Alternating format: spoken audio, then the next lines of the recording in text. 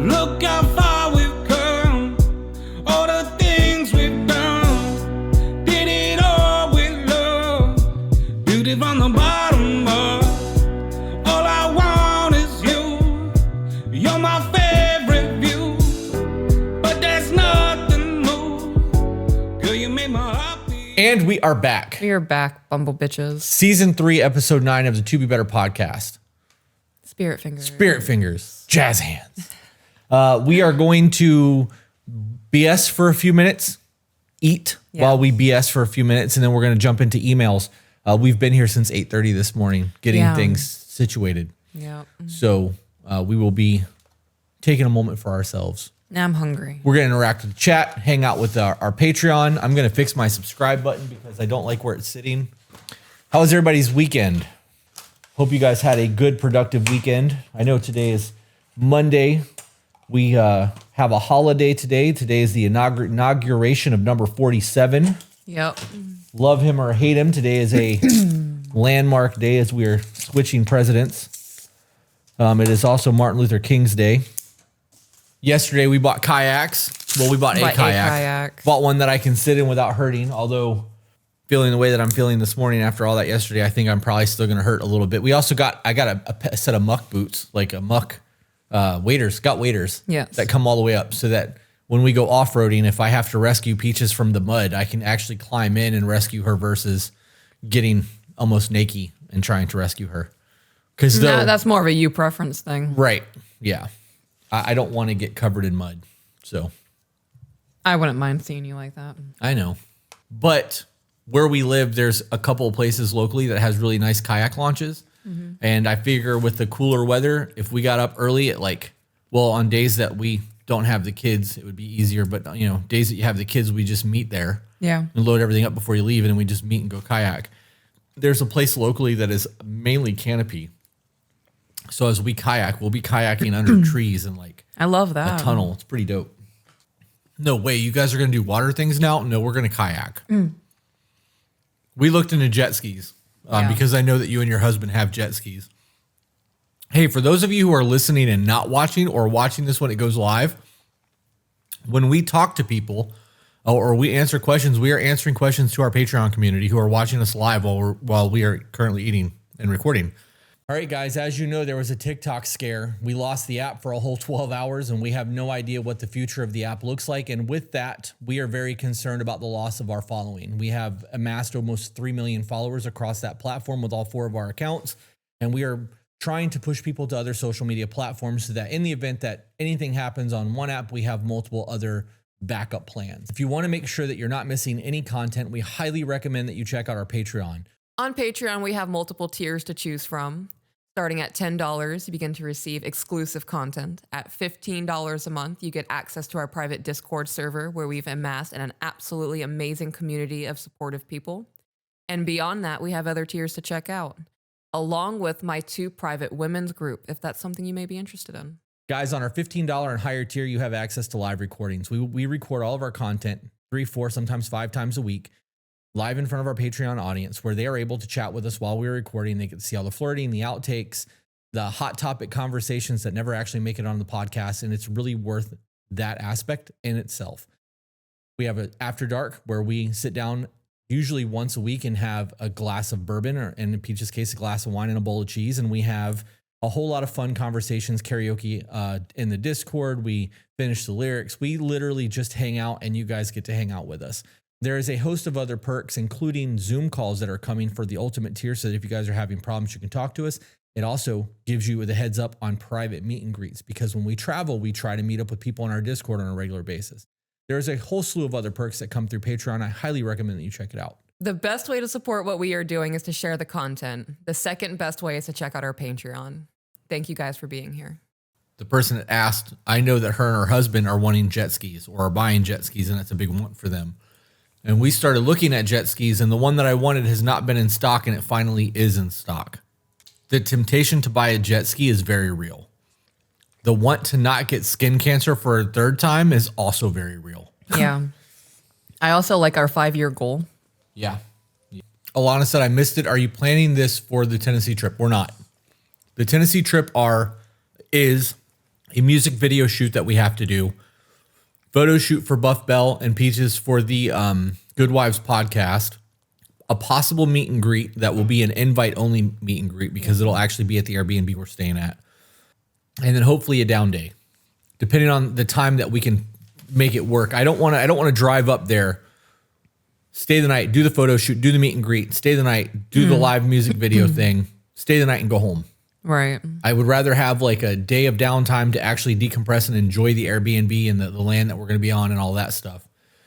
Every time, it doesn't matter what it is, if it doesn't cooperate with what I want it to do, that scene from Happy Gilmore where he goes, "What, are you too good for your home? Go home." So with the kayaks that we got, the one that I already had before is like a sit on kayak. It sits, you are literally just sitting on it. It's like a paddleboard with a slightly elevated padded seat. I don't know how well I'm going to do on that. Sitting on it's easy. Trying to stand on it like you stood in the other one is not going to be easy. Yeah. But you're not really supposed to be standing on kayaks anyway. You're supposed to be sitting in them. Right. They have enough room on there that we can put the dogs on it. And I took the one that I bought for myself yesterday and laid it down and put Ivy on it where Bane can sit to make sure that there's enough room for everyone. And I think that after we go out a couple times and get familiar with the areas, I definitely think that we can put them on the kayaks and take the dog kayaking with us. Okay. Pretty excited about that. Part of me excited about that too. Somebody said, what are you guys drinking today? I'm drinking Element. I would like them to sponsor us. Yeah. I don't know if Zach has heard back yet, but it's literally just a salt water that has sodium, potassium, and magnesium in it. And it tastes like bubbly watermelon water. I tried the grapefruit one this morning. Yeah? I did not like it. I hate grapefruit. I only bought that because you like bitter drinks. Like you like cranberry and like you Really? like bitter. So, Oh, well, now I feel like I have to drink them. I mean, or I'll drink them. I don't really care. I thought you got them because you like grapefruit. No, I I didn't hate know that you bought it because of me. If they had a cranberry one, I would mess that up all day, every day. I love A cranberry. salty cranberry? But that grapefruit, I was vlogging it this morning. I was like, all right, guys, well, the only other thing I can think of to do is to try this thing in front of you. So I went, I grabbed it, I opened it, and I took my first sip, and I said, I knew, like, that first particle hit my tongue, and my soul went, hit. Yeah, that was a strong reaction. Is that what grapefruit just tastes like in general? I don't know. I haven't tried the salty one yet, but I know people that eat grapefruit by putting sugar on it. Yeah, that's how I've heard of people eating it. Oh, yeah. So our desks, our shit's not done, guys. It just looks like it is because of where we're sitting. But when we go full screen, most of the stuff that was on her bookcase on I guess it would be the right side of your screen right now, was all full of my shit because of all of my bookcases that were in the other room. And then mine is only the top areas that you can see, but like there's a whole lot of open bookcase. So I need to get more stuff to deck that out so that I can make it the way I want it. I bought some 24-inch LED lights that I can put on there so that it lights up the wall and shows a separation because it looks like I'm sitting right against the wall. And when I scoot in, there's at least 2 feet behind me. We just did an episode about homeschooling. That'll be pretty exciting. That'll drop sometime in February. Love the vlogs. I watched Peach's vlog with my wife yesterday and they go, okay, she knows how to put down her boundaries. She's just like me. And we had a chuckle. Oh, wow. Look at that. Bree Ball said that her husband's due for a raise. Love that. Oh, yeah. Lorna said, how likely is Japan a potential? Because I'm looking at booking different group holiday to Japan for 2026. I don't know. We have a lot that we have to figure out that's going on with things. We have reestablished some new goals, and we're doing a lot of things. So Peaches and I will discuss that and then get back to you in the next day or so. Okay, so I don't know how involved you want this conversation to be, but I would like to talk to you about the vlog that you made yesterday. And this is not going to be relevant to the people who are not able to see the vlog and that you're not going to know what she's talking about, but the conversation will be relevant to you because we talked about boundaries a lot last year. Right. No secret that I edit your vlogs.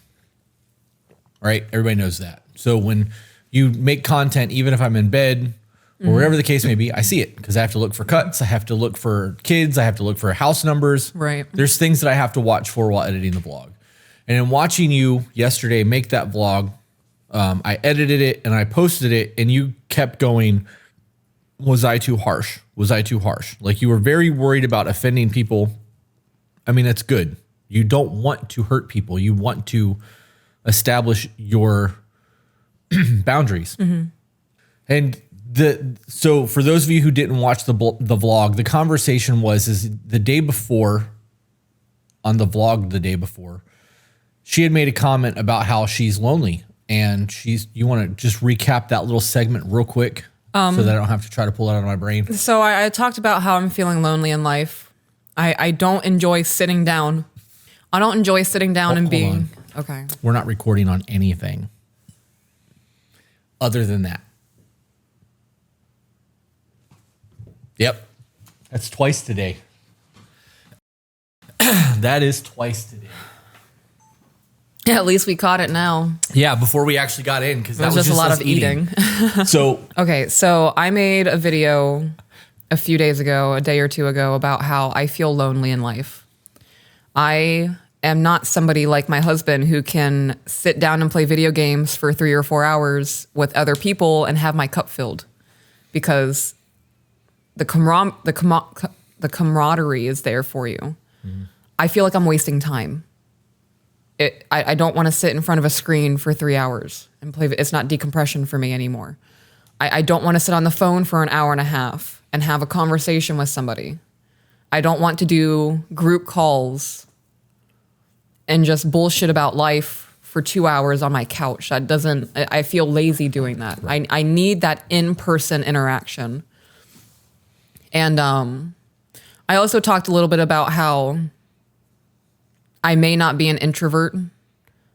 I'm kind of sifting through myself right now. I could be just shutting down all of that because I just don't want to deal with people anymore. I don't want to be taken advantage of. I don't want to be used. I don't want to seem like I talked about a little bit on my vlog this morning. I collect old pennies and rare pennies. It's cool to me. I don't want to be added to somebody's collection because it's cool to be around me. Right. Which is fair. So, I had a hard time before we gained fame in the podcast, trusting people and opening up to people and allowing people to be close to me on a very personal level. And the podcast has just made that 100 times harder to navigate. Right, because you don't know if it's because they genuinely like you or they want something. I also don't want to be gossip. I don't want people trying to get close to me so they can gossip about me behind my back and be like, oh, Peaches from the To Be Better podcast? Guess what she told me last night? Right. So it's been made very clear as people join the Discord and the Patreon that we don't do DMs. Yeah. You created we created our groups, the private groups, and we allow people to message us. And this is something that you experience that I don't. I don't have any of my men reach out to me for anything that's not their life. Right. They just don't. We have a group chat. We bullshit in the group chat. If something's going on or they think I need something, it's all public. They are very respectful of, don't fucking DM me unless this is a you problem. If you need me to jump in and help save the day, I got you. Don't message me and ask me what color underwear I'm wearing. Don't ask me how my day is going. Don't ask me about my kids. This is not a direct line to friendship. Right. This is a mentorship program. You, on the other hand, get DM'd constantly. Instagram, Facebook, YouTube, not YouTube, TikTok. I get DM'd in Discord. And it's in the... And you guys are supposed to be reading the rules, like... Right. So, and it's one of those things that with the groups, you have announced that you will be able to message me directly about mentorship. Right. If you are having a hard time in your life, you can send me a message. Because these boundaries have been established for years now, and we've made it very clear that this is a thing, you enforcing your boundaries and having to make that vlog made you feel guilty. It did. And you had a whole lot of, do you think I did the right thing? Was I wrong for doing this? Was I a see you next Tuesday? How did that come across? If it was mean, delete it. Like, you were very concerned about the way that you were being portrayed yesterday. And there is a part of me that is a business owner who's like, kudos to you, babe. You fucking nailed this. You were diplomatic. This is the way that it needs to be. But as your husband, let's burn this bitch down, right? Like, and there is a level of maybe you need to be mean, right? And part of me knows that some people need that harsh correction. Same thing with an animal.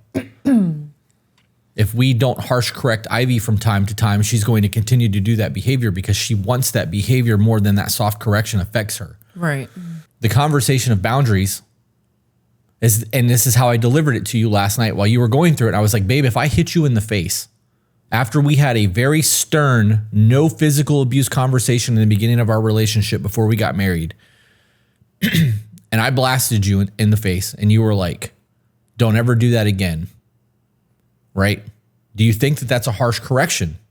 It's not. You established a boundary and I decided to overstep it. There needs to be a consequence for that overstepping. And we had a whole conversation about that. And I feel like going to that extreme in the conversation made you feel better about the correction of your boundaries. Am I wrong in that? It helped me a little bit. It put some things into perspective. Everyone in their life, everyone that's listening right now has to have boundaries with people in their life, whether it's an in-law, a kid, a loved one, whatever the case may be. You have to have boundaries and you have to have consequences for your boundaries. Otherwise you're a doormat. You are not the threshold that people have to overstep to get in. You are just that thing. Right. So it's important to recognize when you're going through those things and you're feeling any type of way, once you get through the anger or the upset frustration aspect of it and you want to address it, remember that you are not correcting the person. You are upholding the boundaries that you have set, the expectations that you have set with the people that are around you in order for them to coexist in your hemisphere. If they can't respect the decisions that you've made on how you want to live your life, that's fine. This goes for family members, relationships, kids, or whatever. They don't have to be involved anymore, especially once everybody's become adults. If you have a mother-in-law that constantly oversteps, mother-in-law can fucking kick rocks. Right. Like, I'm going to do the things that I feel is the best for me, and you can either be a part of my life or not a part of my life, but my boundaries need to be adhered to. It just like, hopefully you are adhering to their boundaries and people aren't just constantly overstepping, creating chaos. It's just a reminder to everyone that if you have set boundaries for people and they are overstepping them, it is okay to check everyone around you and hold consequences for those boundaries being overstepped. Hey guys, little quick interruption. If you're enjoying the content, please leave a like. And also don't forget to comment. We enjoy interacting with you guys and hearing your opinions, and it helps the algorithm. It's also free to do. And if you really want to help make sure the show continues to do, hit the subscribe button and share the content across your social medias. It costs you nothing and it greatly helps the show. Hi, Chris and Peaches. I've been listening to you guys for a hot minute. When I originally found your content, I sent a short thank you email because I was so excited to find a podcast that resonates so well with my brain juices.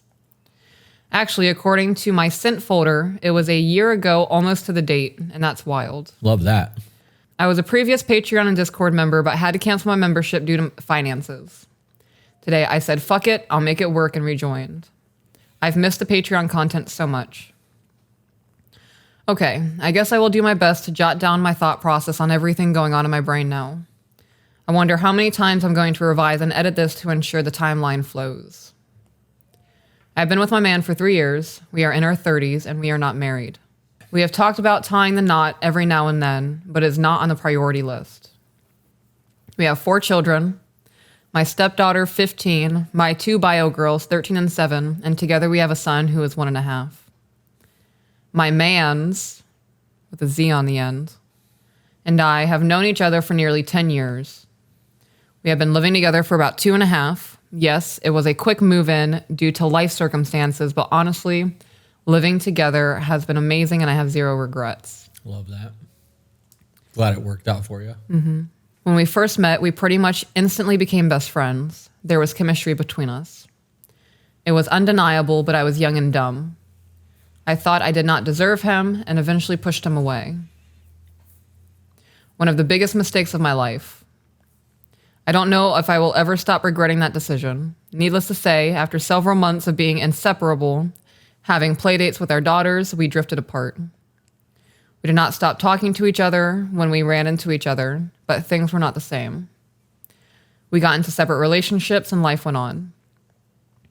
In 2020, I became single. In 2021, he left his shitty relationship. And after years of almost no contact, we linked up. He came over and we instantly hit it off as if the last 4 or so years never happened. I felt at home. I found out his previous relationship was horrible. The woman he was with was verbally, emotionally, and physically abusive. I had some mild knowledge of this because in the 4 years he was with her, he would secretly message me to vent. So he emotionally cheated. Yeah. Okay. Yep.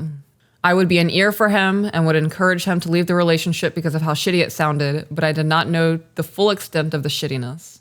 So Wait, can we talk about this for a minute? yeah. First and foremost, can't justify the abuse in any of this, right? Like being abused is being abused. I want to get that out of the way so I don't have to touch on that any further. However, if I was abusing you or you were abusing me and I reached out to a person of the opposite sex that I once had any type of connection with, and I am trying to connect, because this is exactly what that is. They're venting, they're looking for an out, a safety, whatever the case may be. That lifeline may be necessary for your safety. I get that too. However, there is an aspect of infidelity that's happening there because you are unloading things about your private life to somebody else to foster an attachment. So the 4 years, as she said, that they were not together or talking, they were talking because he was messaging her on social media to bitch about his life. This is one of those catch-22 things where if this was a woman who was reaching out to somebody that she thought maybe could help her get on her feet, nobody would fucking mention anything about it. They would just go, okay, she was trying to do what she had to do. But if it was a man doing it, trying to find an escape plan, it's infidelity. And there's a whole lot of like back and forth that can be had about this. Where do you stand on what he did? Should he have just left? Is he wrong? Is he right? How does Peaches feel about what's happening right now? I don't feel any way about it. I do view as that reaching out to secretly vent about things as emotional cheating. Why though? Like what caused that connection? Because I have mine. Because if you were actively trying to get out of the relationship, you wouldn't just be messaging somebody at 3 o'clock in the morning going, oh, I can't stand this bitch. Right. So like if you're not actively seeking help or tools or resources or an escape plan and you're just messaging somebody of the opposite sex to get some attention, I view that as emotional cheating. See, my thing is the reason I said that I felt like it was emotional cheating was because he was garnishing sympathy from somebody. Right. He was looking for a connection in the moment and not actively looking to leave. Whether this was you deserve better, you should leave, whatever the case may be, there is an aspect of this that is wrong. And to the emailer writing in, if this was happening to you behind your back, how would you feel about it? And that's something to keep in mind. And it should be things that are discussed moving into the relationship before you guys got serious, because if he did it to somebody else, he could potentially do it to you. Now, am I saying that that's going to definitely be the case? No. Am I saying that a conversation needs to happen before you guys get serious? Absolutely. Like, hey, even though it was me that you were messaging, there is a part of me that feels that was kind of fucked up and you should have been working on your exit plan versus trying to find sympathy from another woman while you were with your ex. Right. Yes, you were being abused. Yes, things were fucked up for you, but you weren't coming to me to try to leave. You were coming to me to vent. So back up to the previous paragraph, I felt at home again, sitting next to him at the kitchen table and laughing at dumb shit.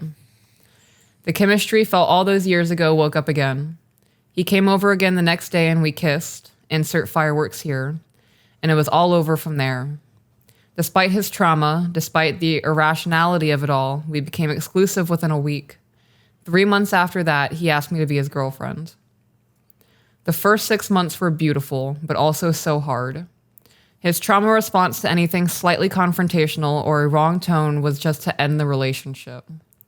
The relationship never ended, but we would have a heated discussion for hours about whatever was going on. He disclosed. We want to talk about that for a minute? We can. In a new relationship, and I can't speak for everyone. I can only speak on my existence. Having a new relationship after being in a shitty one for a long duration, you don't want to put yourself in a position where you're wasting time or going to allow yourself to be abused or put further down the rung, right? So in a situation where, yes, that is absolutely a trauma response, well, then we'll just break up. we'll just break up. That could be manipulation too. Or on the other side of that, it could be, I've spent the last however many years of my life being abused and fucking miserable, and I'm not going to live like this. When you guys start dating somebody new, if that is always the response to thing, you need to do a mental checklist to figure out where things are. Are they doing it to manipulate you? Are they trying to make you feel guilty to win the argument? Because if so, that's a fucking problem. Or were they treated really poorly, living in a trauma fight or flight response, and their answer is to just get the fuck out of Dodge because it's going to be a whole lot easier to break up and go about their life than to live the way that they lived in their previous relationship. I agree with that. I hear things like that, and all I can think about is my life. Yeah. Because, I mean, we had a lot of hard conversations at the beginning of I'm not doing this. I'm not doing that. This is not how I'm going to live my life. And it was before we actually really got serious. Like, that was the beauty of our courtship and the strangeness of it all, is because there was no attachments there. It wasn't meant to be anything. It was just me fucking complaining about my fucking life. And it developed into a whole lot. But there were a whole lot of, I'm not willing to live like X, Y, and Z ever again. And because there was no expectation, you knew that I wasn't willing to do that. So I didn't have to be like, well, we'll just fucking break up. Right. Never had to have that conversation. So it is important to recognize where these things are coming from people. It's not always a manipulation tactic. It can be. It's just important to recognize, I think, that it could be more. I knew what I was getting myself into. I did/do everything in my power to be patient with him, no matter how many times I wanted to shut down because he was trauma responding. I fought my own trauma response to keep my voice and try to help and lead the altercation into something calmer. I recognize that more often than not, I failed to be aware of how I was speaking or failed to be aware of being confrontational unconsciously. I have had anger issues my entire life, and for the better part of 10 to 15 years, I have worked very, very hard to not get angry. Sometimes, though, I slip. Because of those slip-ups, I was causing my partner to fall back into a dark place that I wanted to help save him from. I have a difficult time articulating my feelings when I am distressed. My conditioned reaction is to shut up and sit down, obey, and don't speak. I have to fight that urge anytime a negative situation happens. This is an issue that I have to this day, but I am actively working on it because it was a horrible way to handle anything. It's been a long and hard road, but I am happy to say that now it is very rare that we argue. We have discussions that occasionally get heated. When that happens, we verbalize to the other person that they are raising their voice or something of the sort to regain control over the situation. I love that. Control as in a calmer scenario, not an angry one. We sometimes have kind of relapses and things do get ugly heated, but we both hate that shit. So it is another thing that we are actively working on. Both of us being hotheads with very similar trauma is sometimes quite annoying. I was in a relationship for 6 years that was also quite abusive. So the me problem. I love this man to no end. I cannot even fathom doing life without him. We have a beautiful family together. He is my absolute best friend to no end. The life issue we are having right now, or rather I am having right now, he is a blue-collar worker that commutes an hour one way, up at 4 a.m., out the door by 5:45, home between 6 to 7 p.m.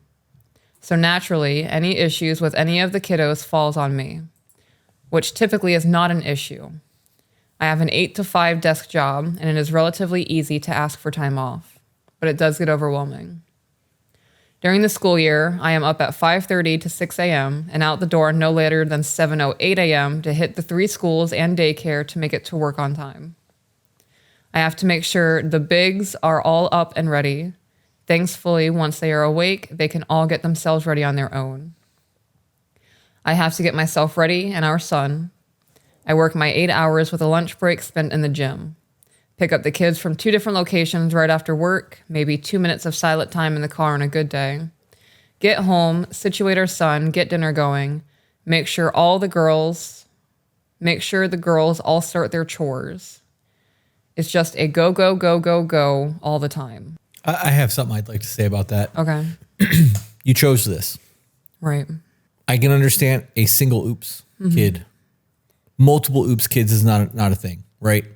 Especially if you know how hard it is to be a parent. Those oopses tend to go back because you learn that life lesson. All of this about how crazy the schedule is and how rough the schedule is, like, I know that people want us to understand the chaoticness of their life, But every time we read one of those, it sounds like complaining that you have to do all those things. You decided to have children. Life is going to be chaotic. You are going to have to do a whole lot for other people that you don't want to do. The idea of laying around watching TV and being lazy all day when you got 5 kids isn't an option. No. You gave that up when you decided you wanted to have 5 kids. So in my eyes, you don't get to complain about that anymore. And granted, she may not have been complaining. It could have just been a list of what her day looks like. Yeah. I have a hard time when I hear that, because you could simply say that between kids and work, you leave at 7 a.m. and you're not done until 7 p.m. We don't need to hear the whole directive of your day. Yeah.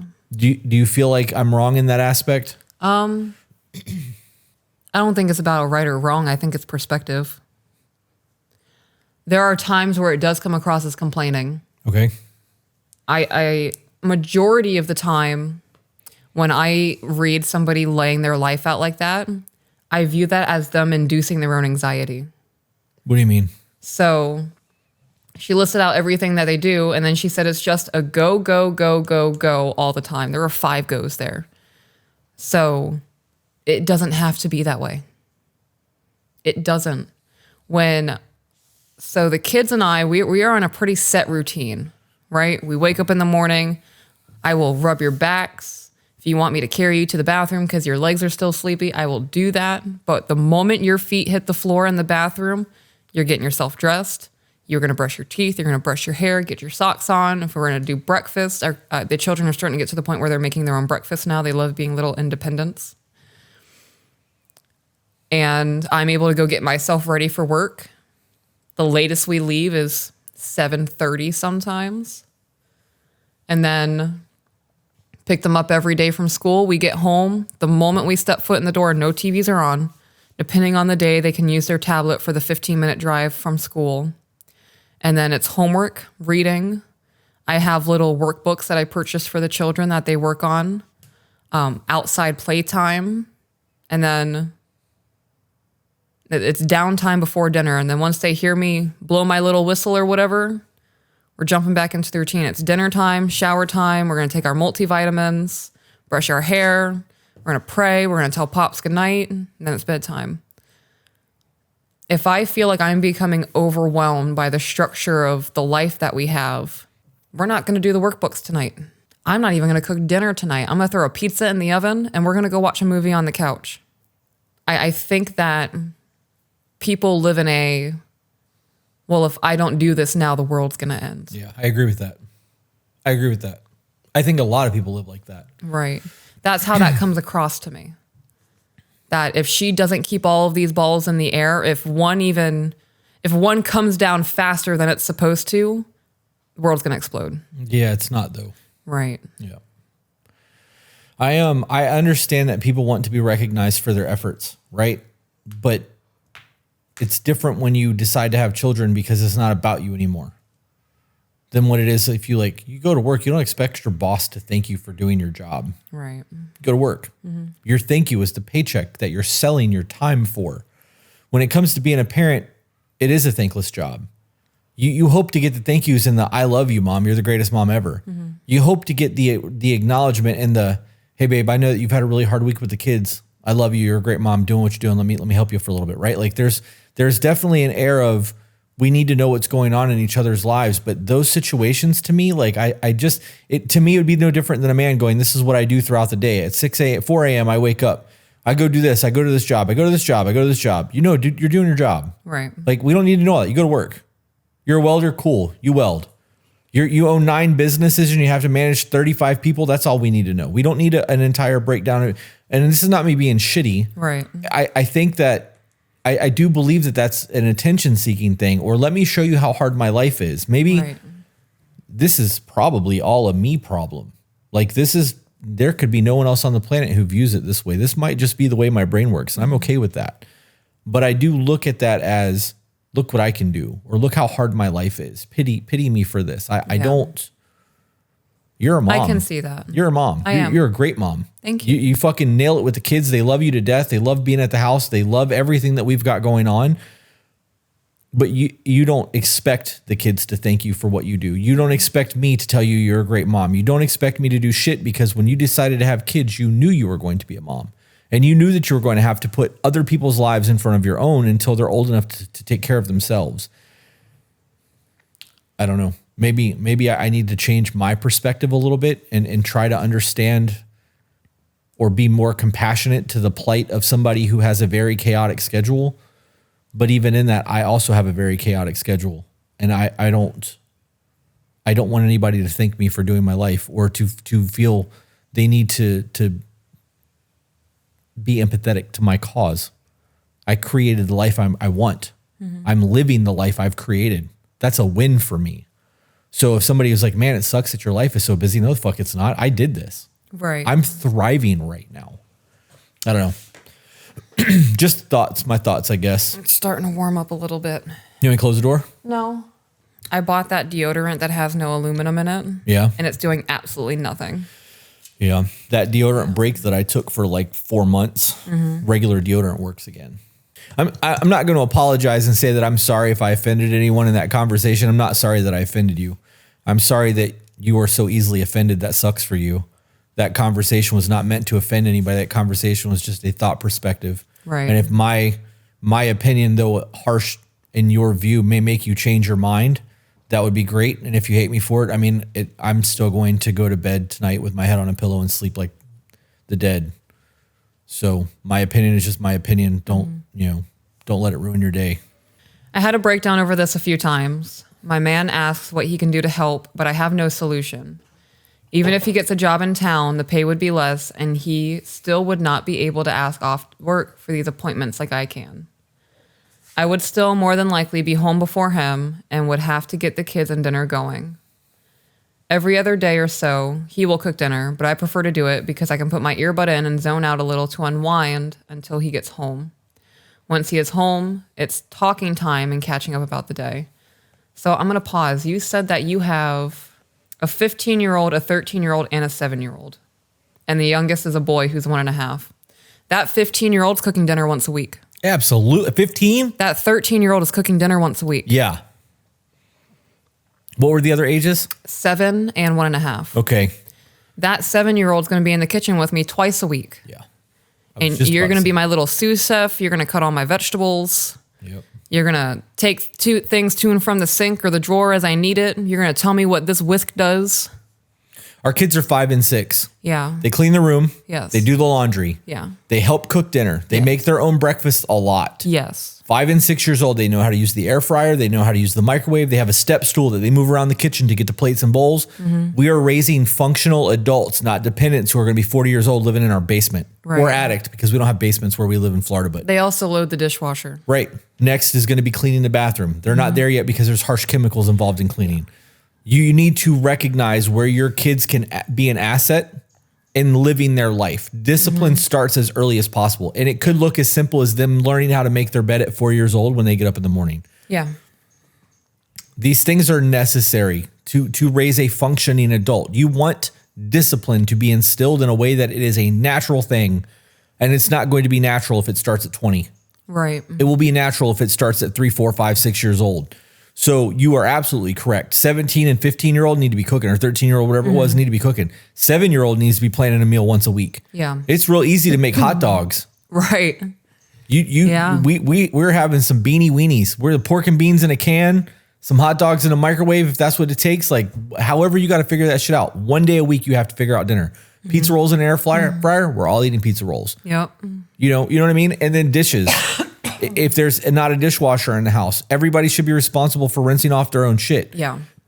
She had said, just to backtrack, that there's not a solution to this, that she can provide her man when he asks what she needs. Right. She said, I have no solution. There are a lot of solutions. Yeah. The problem is she can't see it because what she wants is her man to be more involved, right, and expects him to somehow fix the problem.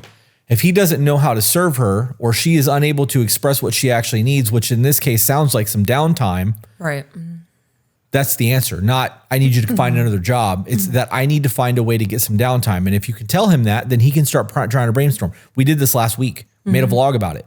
I don't want to do this anymore. I'm fucking stressed out. I'm tired all the time. Cool. Give me a couple hours. Not even a day later, I had a whole new schedule for us and it's working for you. In the event that I was in this woman's shoes and we were unable to rotate our schedule the way that we did, I'm stressed out. I need extra time while I'm working. I can't do anything. Can you get on Facebook and try to find a local babysitter, a nanny, somebody that can be here for an extra 3 hours twice a week? They can help with homework, or they can help just playtime while you cook dinner, or they can fucking come over and cook dinner. Yeah. There are things that we could be doing to free up some of your time in a communal scenario. Maybe you got a grandmother that would love to be a part of the kids' lives that are not quite as active. So instead of you picking the kids up from school or from the bus stop, she picks them up. Or the 17-year-old fucking takes the kids over there and hangs out at grandma's. 15. There was a 17-year-old, wasn't there? No. Oh, 15. 15. So they can't do that yet. Right. 13 and 7. Option will be there soon. There are things that could be done if you're looking at it from a different perspective. This is changing your thought process.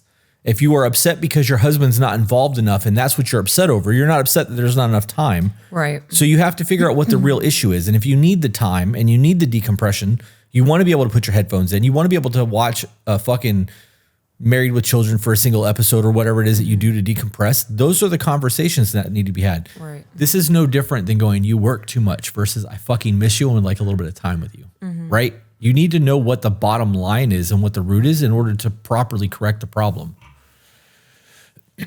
I agree with all of that. In her email, she wrote, every other day or so, he will cook dinner, but I prefer to do it because I can put my earbud in and zone out a little to unwind until he gets home. Right. That's how I caught that the issue was the decompression. Yeah. So the cooking itself is not a problem because you want to do that anyway. The chat is reminding us that she also goes to the gym on her lunch break. Oh, yeah. So she's not taking downtime. If we had 5 kids and like wanted, I'm going to just say it. If we had 5 kids and we wanted to have that kind of downtime with the 2 dogs, 5 kids, and us living the life that we live, I would implement a family recess every night. We're going to take the dogs for a walk. I'm going to buy some TRX straps and we're going to go to a park. And I'll chain that bitch to the monkey bars and you and I will do a workout while the kids are running around like crazy. And our active recovery will be chasing the kids around in between sets. There are a whole lot of things that you can do if you really want to do it. You just have to find the way to make it work for you. If gym is something that's super important for you and you don't feel like you're getting downtime and that's something that you're just getting in to get in, maybe find a gym that has a daycare. Right. Or utilize your 13 and 15-year-old. If you have a 13 and a 15-year-old kid in your home that you can't trust to watch your kids for an hour while you go to the gym, something's not right with your parenting. Yeah. That's actually a really good point because I was just thinking, why is the 15-year-old not babysitting? Right. The 15 and 13-year-old can tag team. Yeah. As long as they're responsible. Right. Comes with discipline, though. It does. Continuing on. Yeah. I am so tired and drained and overwhelmed 90% of the time. 4 kids will do that to you, I guess. I don't know what answer to give when he asks what he can do to help. In my brain, there is not a real solution. Okay, so I just had a vision of me sitting down at getting coffee with somebody, and they just told me that sentence. And the first thing that came to my mind is, do you recognize that that is yourself perpetuating your own victimhood? You want to elaborate on that? In my brain, there is not a real solution. So you have closed all doors to any other opportunity because you're dead set on there's not a real solution here. I'm just going to have to suffer. There's a solution to everything. Sometimes it's going to take a lot of work to figure out the solution. It may not be an instant gratification. You might have to wait a month or 2 for new schedules to be implemented. But there's always a solution. Yeah, this is perspective. I agree with everything you just said. And I really do think that it comes down to sometimes it's not the solution we want, so it's not the solution. Right. And that's a whole different conversation. But by her telling her man there's nothing that can be done, it means that whatever she views the solution to be can't happen.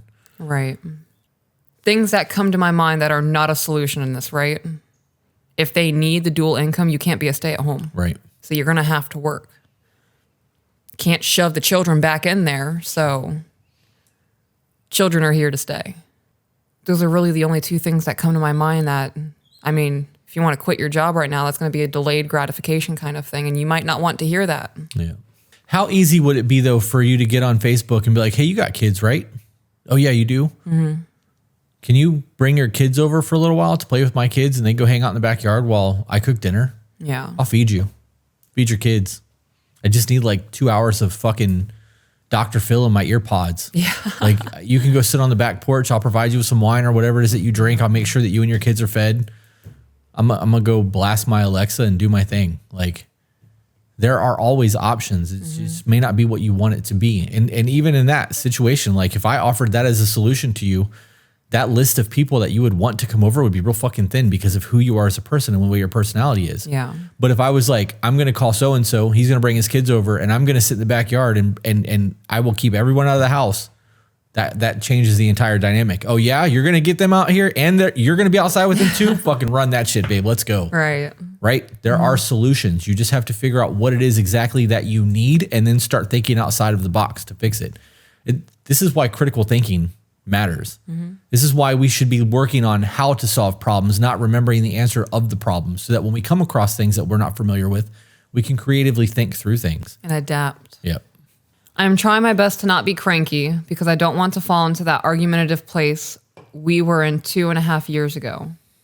I don't know how to fix this. I don't know how to be better, how to not have a breakdown again. At this moment, I am faking being happy and goofy because I am causing him distress that I am so fucking tired. He thanks me all the time for the stuff I do. Sometimes he gets mad at me because I will throw some trash away or something that he was going to do.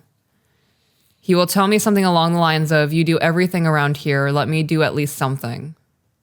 Since I do almost anything, it is difficult for me to not do something when he is home or available. Why not ask him to do it? Right. You know how often I hear, babe, garbage needs to go out. It's not even ask at this point. You just tell me the garbage can's full and I stop what I'm doing and take the trash out. Yeah. Babe, can you get the laundry out of the dryer? Yeah, I got you. Babe, can you? Babe, can you? Babe, can you? Yeah, I can. I fucking absolutely can. Let me stop what I'm doing. I don't care if it's important or not because you asked me to do something. If he knows how stressed out she is and he knows that she's tired and this is creating problems in the marriage or relationship, you would think that he would actually want to do those things. Right. If that thing is important to you in the moment and you just can't get to it and you need that help, if you don't say anything, how the fuck is he supposed to know? If he's watching football, playing on his phone, playing video games or playing with the kids or in the garage working on something and you need something in the moment, he is currently engaged in something. Right. Regardless if it is just doom scrolling his phone, he is engaged. He doesn't know what's going on with you in the moment unless you're vocal about it. And that's so if he's getting mad at you, as she quoted it, over doing things like him taking the trash out or whatever because he was going to do it. No, he should have done it. Right. I would tell him flat out, you don't get to be angry with me because you were going to do something. You knew I needed you to do something, which is why you were going to do it, and you procrastinated. I needed it done now, so I took care of it. If you don't want me to do those things while you're home and you would like to be helpful, when I ask you to do something, be Johnny on the spot so that I don't have to do it myself. And here's a really good thing. If I need something done to the point that I am asking someone else to do it, it's because I need it done now. And I currently do not have the time or capability of doing it myself. And that's how I would say it. If I didn't need it to be done right this second, I wouldn't have asked you. I would have just went about my life and done it when I got to it. So for the fact that I went, hey babe, can you? It's because I need it done right this second for whatever reason. That reason could be, I would like to sit down and watch TV for an hour with you tonight. Right. Have that conversation and have it in a non-confrontational moment. Have it on a Tuesday when life is great so that they understand when you say, hey babe, I need, they can take care of that need. And they understand why you're asking them versus just doing it yourself. Right. Communication. I want to serve you, right? In all facets. I want to make sure that you are having the best life that you can have, which is why I work the way that I do. And I'm willing to go kayaking and all the things that in life that don't fill my cup, but I know fill yours.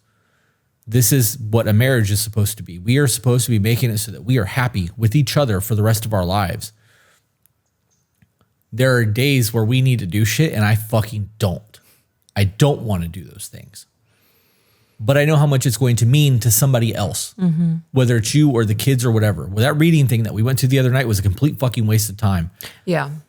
And I didn't want to go. And when you asked me if I wanted to go, I'm like, no, I'm gonna stay home. Yeah, you told me And no. little man said, I want you to go, Pops. I'm like, fuck it, I'm going. No, that's not what he said. So the way that conversation played out was, Pops, are you coming tonight to the reading thing? And you're like, no, bud, I'm not really feeling up to it. And he goes, oh, okay. I wish you were coming because I'm going to miss you. Little bastard. Yeah. He really, he was so genuine about it though. I know he was. But I went. Yeah. because it made his day, right? Like that was not a school event. It was nothing. It was a reason for them to go get some pizza and a free book. Yeah. We really could have not gone to that and it would not have affected our life in any way, shape, or I mean, I got a $30 Amazon gift card out of it. Yeah. You could have not won that though. Right, but now I have 30 extra bucks. But that's one of those things that like you do to serve. You are sometimes going to have to do the things that you don't want to do to make somebody else happy. That's just what marriage looks like. By choosing to not utilize your husband, who has made it a point to say, let me do something, you are choosing to perpetuate this overstressed, overwhelmed, over anxious environment that you hate being in. Yeah. I'm curious, what was his work schedule?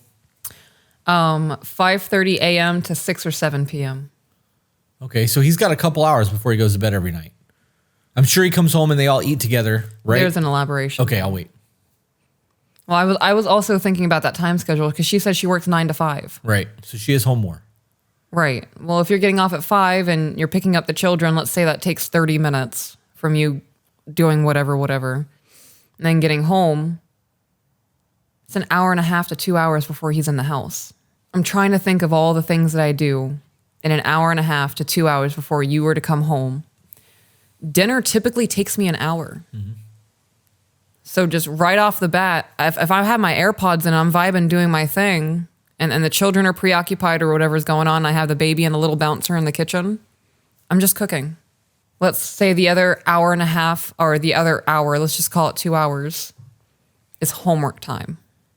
I'm almost certain that the 15 and 13-year-old can figure their own shit out. Right. 7-year-old might have some homework, might have to struggle with that. And even then, if all of that can't be done before you start cooking dinner, I am very firm, like 4:30, I'm starting to make dinner. I want to have dinner done by 5:30 or 6. That way we can shower, brush teeth, brush hair, bedtime story. So if that homework's not done, hey, husband, when you get home today, little Sally didn't get her homework done. I'm going to need you to knock that out with her before we sit down to eat. Or after dinner, she can't go to bed right away. If you can do that while I'm giving our little baby a bath, that would be fantastic. This is just a time management thing. And it's being vocal about what it is that you need. It's hard for me to not do something when he is home or available. It throws off my routine. I love having a routine. It keeps me sane. It also apparently keeps you depressed. Yeah. And unhappy. Right. The first thing that came to my mind is your husband helping you is not part of your routine. Well, that's a good point. Like, I get having a day-to-day routine and all this, but like I have a life routine. And part of that life routine is I can lean on my husband for anything. It's the whole point of being married. Right. It sounds like she's being hyper-independent. Did you ever play the original Zelda? Yeah. You remember the little guy who was like, take this. Yeah. It's dangerous to go it alone. Yeah. And he gives you the sword. That's marriage. You ever been alone at nighttime taking out the trash and have to run back in the house because it was fucking scary outside? I do that in the house. That's marriage. I don't have to do that shit anymore. We're together now. Yeah. One of us can fucking hear something. I ain't scared no more. All this hard shit that we have to do in life, we now have one more person that we can count on to do it with us. And as your kids start coming into their teenage years, your kids are starting to step into those roles. Yeah. If you have a young man in the house, he should be learning what it is to be the fucking lion of the house. Because eventually I'm not going to be here to protect this family. And if you're still in our home, it's going to fall to you. If I fall, it's going to be your duty to pick up my weapon and continue on and fucking battling for this family. That shit should start at an early age. I don't think that needs to start at 20 years old. I really, truly think that the 13 and the 15-year-olds should be a whole lot more hands-on in this family. 100%. Man needs to be a whole lot more hands-on in this family, and she needs to be a whole lot more vocal about what she needs and be willing to step back and allow him to fucking serve her. Yeah, there's a lot of shutting out happening. Yeah. I'm going to try to get through this because it's almost 1 o'clock. Okay. When my man gets home from work, he always helps around the house with something. He is a very present father and partner. Ultimately, though, from 5:30 a.m. to 6 or 7 p.m., I am on the go-go. Appointments, crazy work shit, kids, housework. I have recently put off some of the housework on some days because he wants to just sit with me for a bit. It's prioritizing the relationship. Right. It gives me a bit of anxiety because my thought process is, If I do these things now, we can have uninterrupted time for a longer period of time in 20 to 30 minutes. But I have tried to comply with his request. It makes him happy. I want to make him happy. But you don't want to spend time with him. You'd rather be cleaning. Right. Did you hear how that sounds? I'm only doing this because it makes him happy because he wants to. Yeah. I'm not doing it because I want to spend quality time with him. I'm not doing it because I love him. I'm not doing it because we don't see each other enough. I'm doing it because this is what he wants. Right. I'm also thinking if the task only takes you 20 to 30 minutes, cuddling with your husband on the couch for an hour and a half is not going to change the amount of time it takes to do the dishes. Right. If it takes you 20 to 30 minutes, we can finish a movie. When you're getting ready for bed, brushing your teeth or whatever, I'm going to go knock out the dishes real quick. Or ask the 15-year-old to do it. Chores. Continuing on, am I just blind to the solution to this issue? Since listening to you guys, I've been trying so hard to be more aware of my actions and reactions. I try to respond instead of react. When I have a sweet thought about him, I almost always let him know immediately.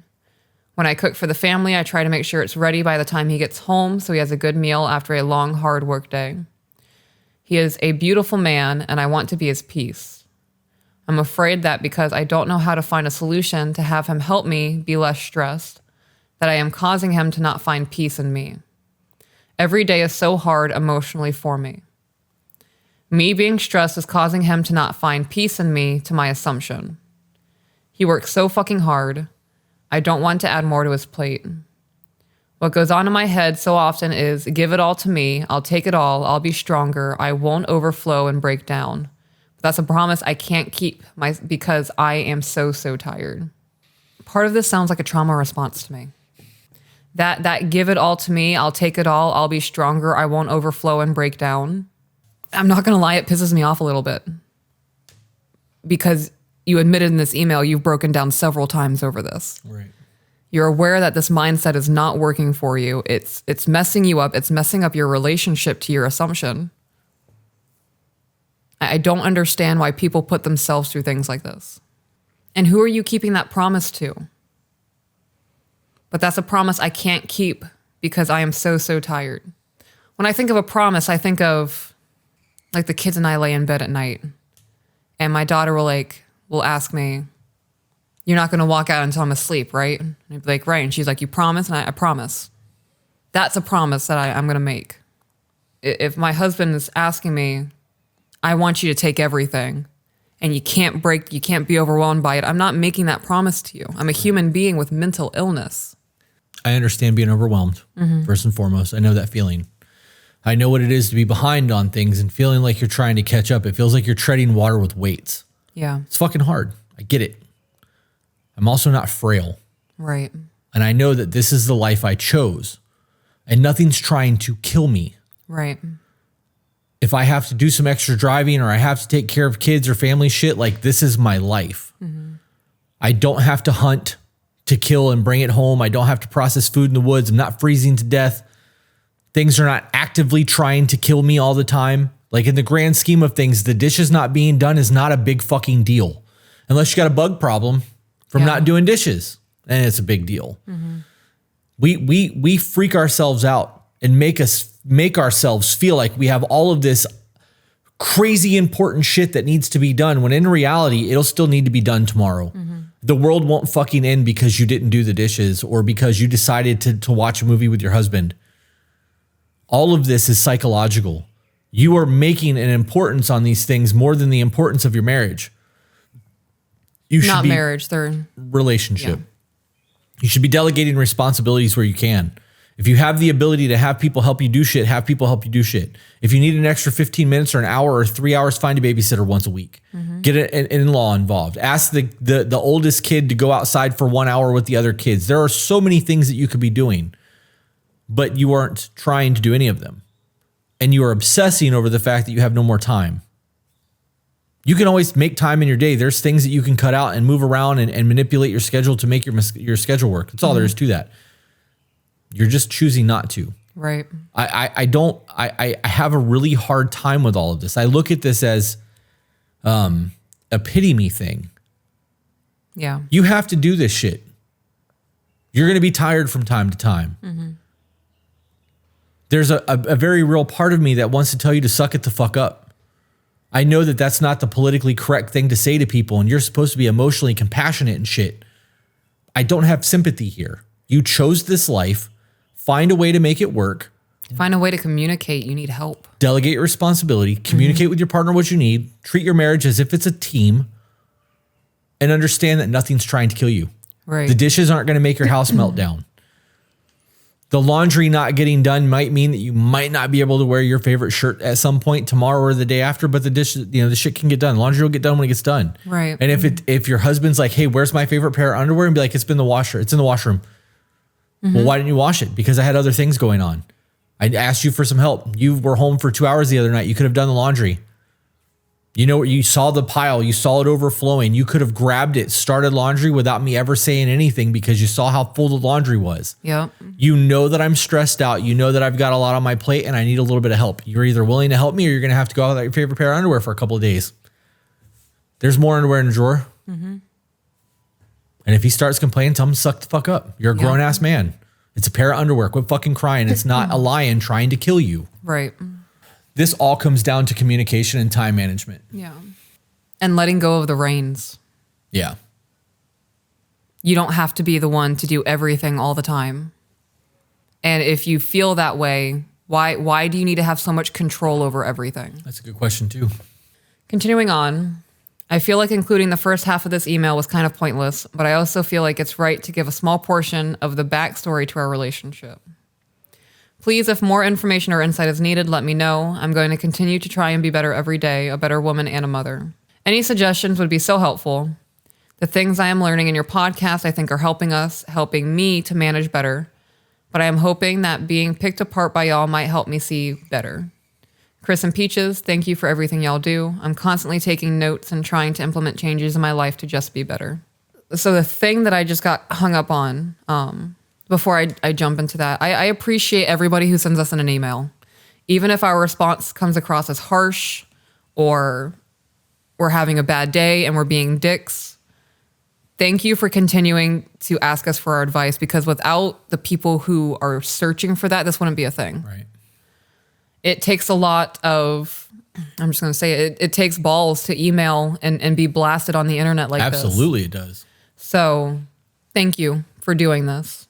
They obviously want help. This Right. is the discomfort. Putting your information out there, like your story out there to get help means that you're tired of living the way that you're living. Right. You have to be the one to change it. And I think we gave her a whole lot of fucking options and a lot of great ideas on how to navigate the schedule. Right.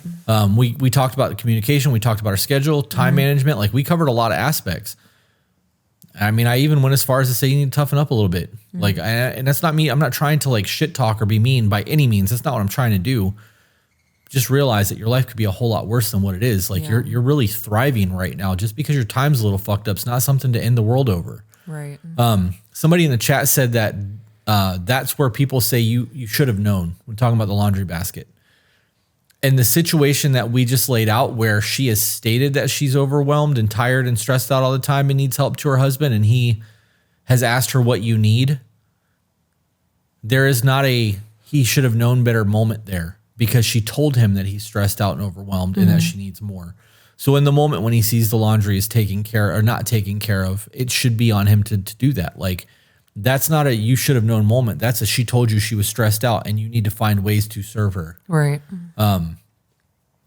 I understand what they were getting at in the comment, and I agree that most situations will have that argument, but there's a difference between serve your partner and intentionally not doing shit, hoping that they will pick up the slack because you were not capable of communicating what it was that you needed in the moment, and now you're mad at them because they didn't choose to serve you.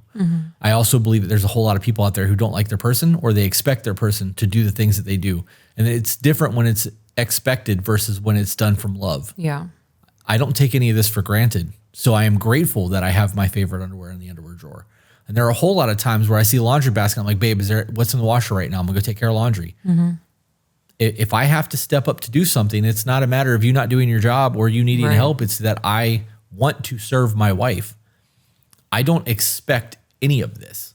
If I expected you to just be a caretaker, I'm not even gonna call you a mother, a caretaker to me, and you do my laundry and make my food and do all that shit so that all I have to do is work, You're a living maid. Right. There's no love there. It's not the same thing. So I wanted to add on to what you were just saying, that I have a point to make from the email.